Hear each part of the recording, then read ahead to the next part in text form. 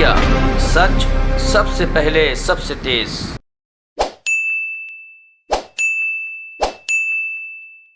નમસ્કાર. કેમ છો બધા? મજામાં? વરસાદ પાણી કેમ છે?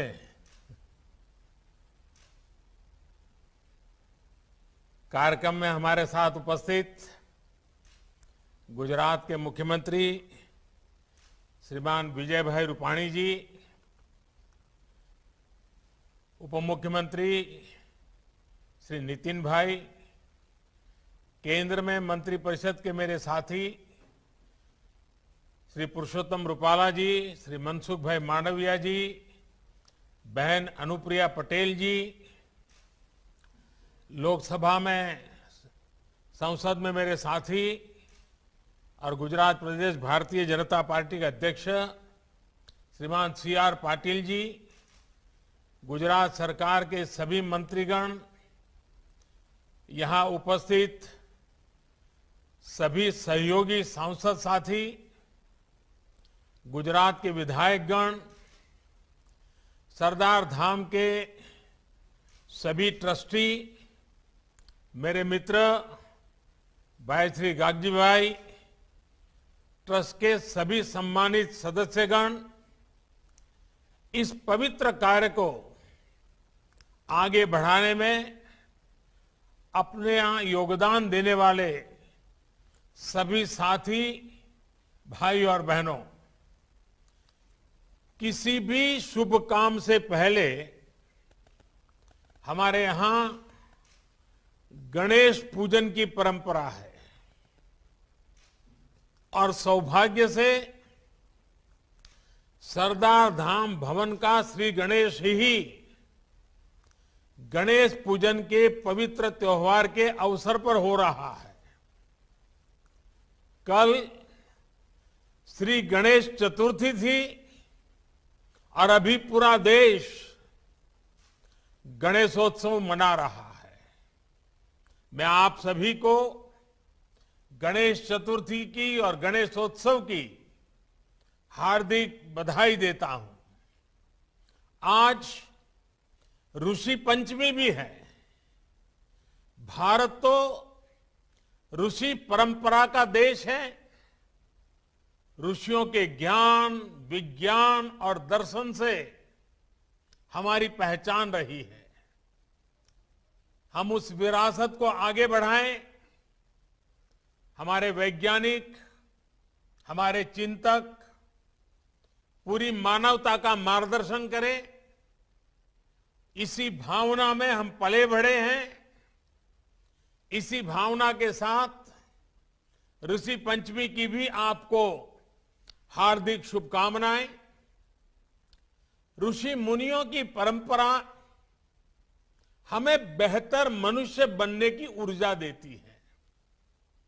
इसी भावना के साथ पर्युषण पर्व के बाद जैन परंपरा में हम क्षमावाणी दिवस मनाते हैं, मिच्छामि दुक्कड़म करते हैं। मेरी तरफ से भी आपको, देश के सभी नागरिकों को मिच्छामि दुक्कड़म। ये ऐसा पर्व है, ऐसी परंपरा है, अपनी गलतियों को स्वीकार करना, उनका शोधन करना और बेहतर करने का संकल्प लेना, ये हमारे जीवन का हिस्सा होना चाहिए। मैं सभी देशवासियों को और सभी भाइयों बहनों को इस पवित्र पर्व की भी अनेक अनेक शुभकामनाएं देता हूं और भगवान महावीर के श्री चरणों में नमन करता हूं। मैं हमारे प्रेरणा स्रोत लौह पुरुष सरदार साहब के चरणों में भी प्रणाम करता हूं, उन्हें अपनी श्रद्धांजलि अर्पित करता हूं। मैं सरदार धाम ट्रस्ट से जुड़े सभी सदस्यों को भी बधाई देता हूं, जिन्होंने अपने समर्पण से सेवा के इस अद्भुत प्रकल्प को आकार दिया है। आप सभी का समर्पण, आपका सेवा संकल्प अपने आप में एक उदाहरण है। आपके प्रयासों से आज सरदार धाम के इस भव्य भवन के लोकार्पण के साथ ही फेज 2 कन्या छात्रालय का भूमि पूजन भी हुआ है। स्टेट ऑफ आर्ट बिल्डिंग, आधुनिक संसाधनों से युक्त कन्या छात्रालय, आधुनिक लाइब्रेरी, ये सभी व्यवस्थाएं अनेकों युवाओं को सशक्त करेगी। एक और, आप एंटरप्रेन्योर डेवलपमेंट सेंटर के जरिए गुजरात की समृद्ध व्यापारिक पहचान को मजबूत कर रहे हैं, तो वहीं सिविल सर्विस सेंटर के जरिए उन युवाओं को नई दिशा मिल रही है जो सिविल सर्विसेज में या डिफेंस और जुडिशियल सर्विसेज में जाना चाहते हैं। पाटीदार समाज के युवाओं के साथ साथ गरीबों और विशेषकर महिलाओं के सशक्तिकरण पर आपका जो जोर है वो वाकई सराहनीय है। हॉस्टल की सुविधा भी कितनी ही बेटियों को आगे आने में मदद करेगी। मुझे पूरा भरोसा है कि सरदार धाम न केवल देश के भविष्य निर्माण का एक अधिष्ठान बनेगा, बल्कि आने वाली पीढ़ियों को सरदार साहब के आदर्शों को जीने की प्रेरणा भी देगा। और एक बात भी कहना चाहूंगा, आज हम आजादी का अमृत महोत्सव मना रहे हैं। आजादी के 75 साल, ऐसे अवसर पर हम लोग आज देश की आजादी के उस जंग को याद करते हुए प्रेरित हो रहे हैं। लेकिन इस छात्रावास में जो बेटे बेटियां पढ़ने वाली हैं और आज जो 18, 20, 25 साल की उम्र के हमारे नौजवान हैं, 2047 2047 जब देश की आजादी के 100 साल होंगे, तब ये सारे लोग देश की निर्णायक भूमिका में होंगे। आज आप जो संकल्प करेंगे, 2047 में जब आजादी के 100 साल होंगे तब हिंदुस्तान कैसा होगा, इसके संस्कार ऐसी पवित्र धरती पर होने वाले हैं। साथियों, सरदार धाम का आज जिस तारीख को लोकार्पण हो रहा है, वो तारीख जितनी अहम है, उतना ही बड़ा उससे जुड़ा संदेश है। आज 11 सितंबर यानी 9/11 है। दुनिया के इतिहास की एक ऐसी तारीख जिसने मानवता पर प्रहार के लिए भी जाना जाता है। लेकिन इसी तारीख ने पूरे विश्व को काफी कुछ सिखाया भी। एक सदी पहले ये 11 सितंबर 1893 का ही दिन था जब शिकागो में विश्व धर्म संसद का आयोजन हुआ था। आज के ही दिन स्वामी विवेकानंद ने उस वैश्विक मंच पर खड़े होकर दुनिया को भारत के मानवीय मूल्यों से परिचित कराया था। आज दुनिया ये महसूस कर रही है कि 9/11 जैसी वो त्रासदी भी, जिसे भी 20 साल हुए हैं, त्रासदियों का स्थायी समाधान मानवता के उन्हीं मूल्यों से ही होगा।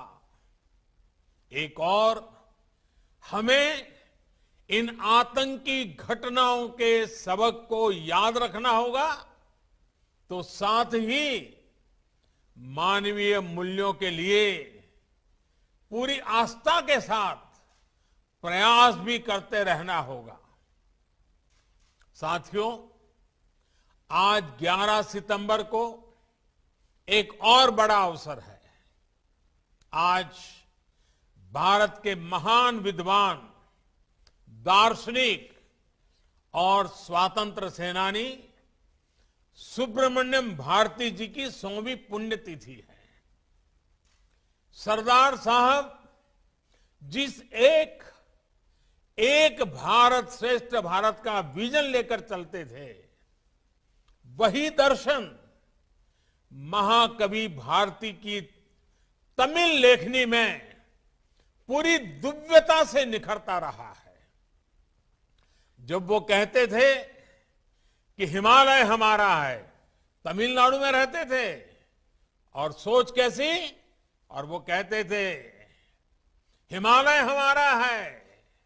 जब वो कहते थे कि गंगा की ऐसी धारा और कहां मिलेगी, जब वो उपनिषदों की महिमा का वर्णन करते थे, तो भारत की एकता को, भारत की श्रेष्ठता को और भव्यता देते थे। सुब्रमण्यम भारती ने स्वामी विवेकानंद से प्रेरणा पाई, श्री अरविंदो से प्रभावित हुए और काशी में रहते हुए अपने विचारों को नई ऊर्जा दी, नई दिशा दी। साथियों, आज इस अवसर पर मैं एक महत्वपूर्ण घोषणा भी कर रहा हूं। बनारस हिंदू यूनिवर्सिटी में सुब्रमण्यम भारती जी के नाम से एक चेयर स्थापित करने का निर्णय किया गया है।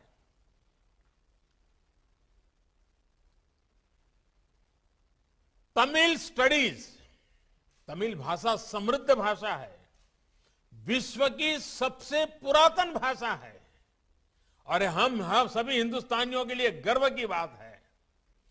तमिल स्टडीज पर Subramaniam Bharati chair Banaras Hindu university BHU के फैकल्टी ऑफ आर्ट्स में स्थापित होगी।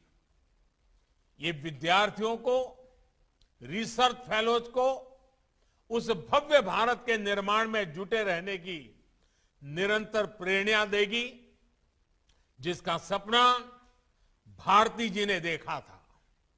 साथियों, सुब्रमण्यम भारती जी हमेशा भारत की एकता पर, मानव मात्र की एकता पर विशेष बल देते थे। उनका ये आदर्श भारत के विचार और दर्शन का अभिन्न हिस्सा है। हमारे यहां पौराणिक काल के दधीच और कर्ण जैसे दानवीर हो, या मध्यकाल में महाराज हर्षवर्धन जैसे महापुरुष, सेवा के लिए सर्वस्व अर्पण करने की इस परंपरा से भारत आज भी प्रेरणा लेता है। ये एक तरह से एक ऐसा जीवन मंत्र है जो हमें सिखाता है कि हम जितना जहां से ले, उससे कई गुना वापस कर दें। हमने जो कुछ भी पाया है वो इसी धरती से पाया है। हमने जो भी प्रगति की है वो इसी समाज के बीच की है, समाज की वजह से की है। इसलिए जो हमें मिला है वो केवल हमारा नहीं है, वो हमारे समाज का भी है, हमारे देश का भी है। जो समाज का है वो हम समाज को लौटाते हैं, और समाज उसे कई गुना करके फिर हमें और हमारी अगली पीढ़ियों को वापस दे देता है। एक ऐसा ऊर्जा चक्र है, ऐसा एनर्जी साइकिल है जो हर एक प्रयास के साथ तेज होता जाता है। आज आप इसी ऊर्जा चक्र को और गति दे रहे हैं। साथियों, जब हम समाज के लिए कोई संकल्प लेते हैं तो उसकी सिद्धि के लिए समाज ही हमें सामर्थ्य देता है। इसलिए आज एक ऐसे कालखंड में जब हम आजादी का अमृत महोत्सव मना रहे हैं, तो देश ने सबका साथ, सबका विकास, सबका विश्वास के साथ साथ सबका प्रयास का मंत्र दिया है। गुजरात तो अतीत से लेकर आज तक साझा प्रयासों की ही धरती रही है। आजादी की लड़ाई में गांधी जी ने यहीं से दांडी यात्रा की शुरुआत की थी, तो आज भी आजादी के लिए देश के एकजुट प्रयासों का वो प्रतीक है, प्रेरणा है। इसी तरह खेड़ा आंदोलन में सरदार पटेल के नेतृत्व में किसान, नौजवान, गरीब एकजुटता ने अंग्रेजी हुकूमत को झुकने पर मजबूर कर दिया था। वो प्रेरणा, वो ऊर्जा आज भी गुजरात की धरती पर सरदार साहब की गगनचुंबी प्रतिमा स्टैच्यू ऑफ यूनिटी के रूप में हमारे सामने खड़ी है। कौन भूल सकता है कि जब स्टैच्यू ऑफ यूनिटी का विचार गुजरात ने सामने रखा था, तो किस तरह पूरा देश इस प्रयास का हिस्सा बन गया था। तब देश के कोने कोने से किसानों ने लोहा भेजा था। ये प्रतिमा आज पूरे देश की एकजुटता की, एकजुट प्रयासों की एक प्रेरणा स्थली है, प्रतीक है। भाइयों और बहनों, सहकार से सफलता की जो रूपरेखा गुजरात ने पेश की, उनमें देश साझेदारी भी बना और आज देश को उसका लाभ भी मिल रहा है। मुझे खुशी है कि सरदार डाम ट्रस्ट ने भी सामूहिक प्रयासों से अपने लिए अपने 5 और 10 सालों के लक्ष्य तय किए हैं। आज देश भी अपनी आजादी के 100 सालों के सपनों को पूरा करने के लिए ऐसे ही लक्ष्यों को लेकर आगे बढ़ रहा है। सरकार में अब एक अलग सहकारिता मंत्रालय का गठन भी किया गया है।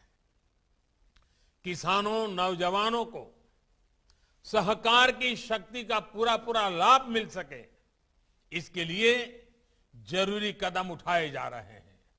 समाज के जो वर्ग, जो लोग पीछे छूट गए हैं, उन्हें आगे लाने के लिए सतत प्रयास हो रहा है।